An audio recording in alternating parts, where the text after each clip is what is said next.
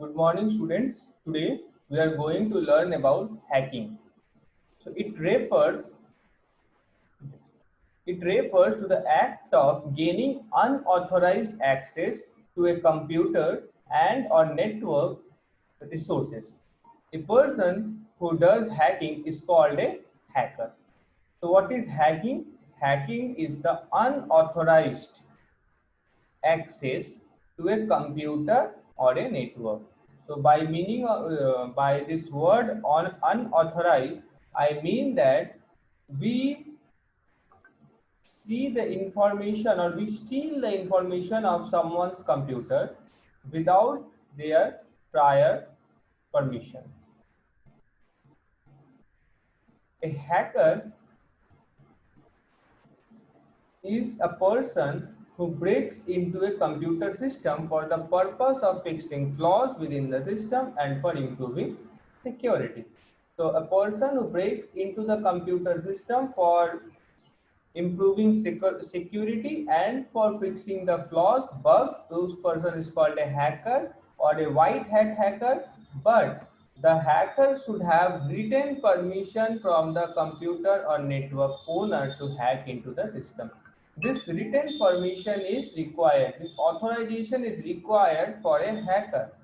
So here, in case of hacker, the main thing is that we need a written permission.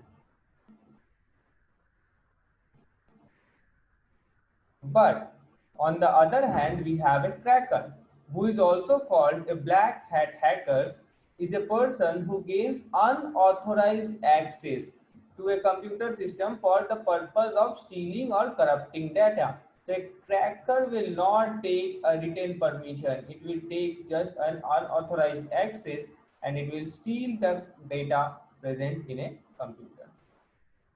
Computer hacking can be done in a number of ways. It may target your financial or personal information, password, email account, etc. So you may lose your email account, you may lose your password, if anything you can lose by this hacking. You must have heard of the news of website hacking and Facebook account hacking. These things are quite common that someone has hacked your Facebook account or someone has hacked some website. These things are quite common. Hackers and crackers can damage users' social reputation and goodwill apart from causing serious data and financial loss. How to avoid hacking or cracking? Keep your operating system and web browser updated to the latest version. So you need to update your operating system to the latest version. This is the first point. Older version may have loopholes that could be easily misused. So there might be some loopholes in the older versions which can be misused. The latest updates are upgraded to handle latest security challenges. So the operating system is updated regularly to handle the latest security challenges. A firewall is a network security program to keep a check on incoming and outgoing information. So this firewall checks that what are the information that comes to your computer. So suppose this is your computer, some information must be coming to it and some information must be going out from it. So this firewall, this program firewall, which is present inside your computer, it keeps a record of all the incoming programs and all the outgoing programs.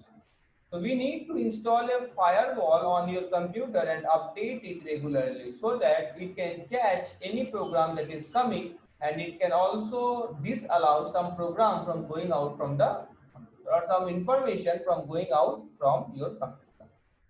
An antivirus program is used to prevent, detect, and remove malicious software. So we have an antivirus program by which we can prevent, we can detect, and we can remove malicious software from our computer. Examples are Norton, McAfee, Kaspersky, Quick Hill, etc. Install an antivirus software and update it regularly. So we need an antivirus software on our laptop or our computer or our device, any device, it can even be mobile phone, and we need to update it regularly. An adware program places advertisement in your browser and allow pop-up. This will slow down your computer, giving the hacker enough time to get important information. So we should install an anti-adware program in your system and update the same regularly. So these programs must be installed in the computer. First one is a firewall. The next one is an antivirus program or simply antivirus. And the third one is adware program, anti-adware program.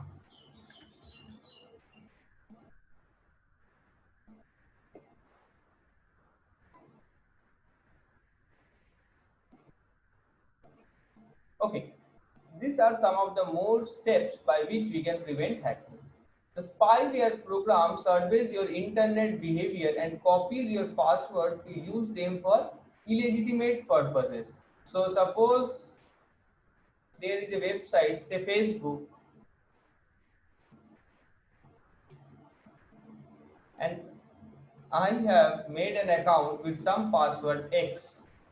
Now this spyware program will read this password and it will use this password for unauthorized access of to my Facebook account. So we need to install an anti-spyware program in your system and update the same regularly. So we also need an anti-spyware program so that this spyware program cannot save the password. Never open an email from an unknown person, just delete it. Suppose there is an email to your mail ID. Suppose this is your mail ID and there is an email from an unknown person, say Mr. X has mailed you something. So you should not open this mail, you should simply just delete. Change your password frequently to keep financial accounts safe. So we should change our passwords regularly on a regular basis so that the financial accounts or our information is safe.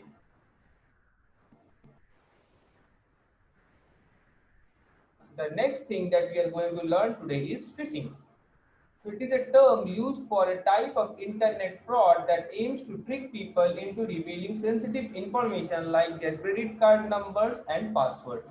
So here people are tricked, people are fooled to reveal their information like their credit card numbers and passwords.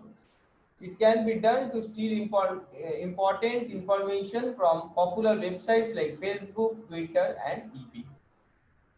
Phishing may be conducted through forged emails that claim and appear to be sent by well-known organizations and also through websites that claim and appear to belong to well-known organizations.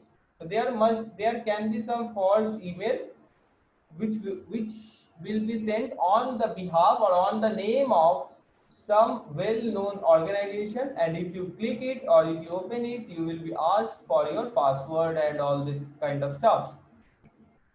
So this is one way of phishing. The other way is that websites can claim that there can be some information through some websites that some say reputed organization needs certain kind of information of yours and you may get some prize or something like that. So this is also a way to fool the users and steal their information. Damage caused by phishing may range from blocked access to one's email account to severe financial loss. So if you give your credit card or your debit card numbers and your password, then you may lose a lot of money.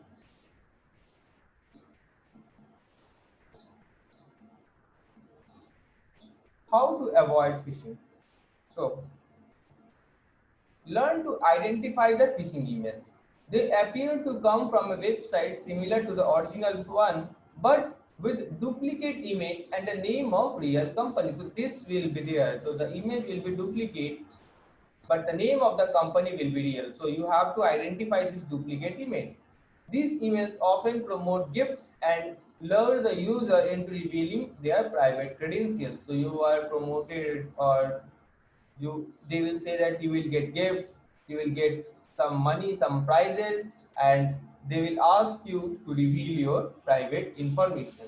One such phishing email reads, you have won say $100,000 in an online lottery, log in and claim the prize. Do not log in with your username and password if you are not sure. Always check the source of information in the incoming email.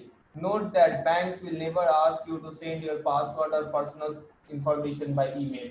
If you have any doubt, always clarify. Never go to website of banks by clicking on links included in an email, and enter your sensitive data only in secured website. The URL of secure website starts with HTTPS. This is very important. And your browser shows an icon of a closed block. So this HTTPS will be there, and there will be a closed block.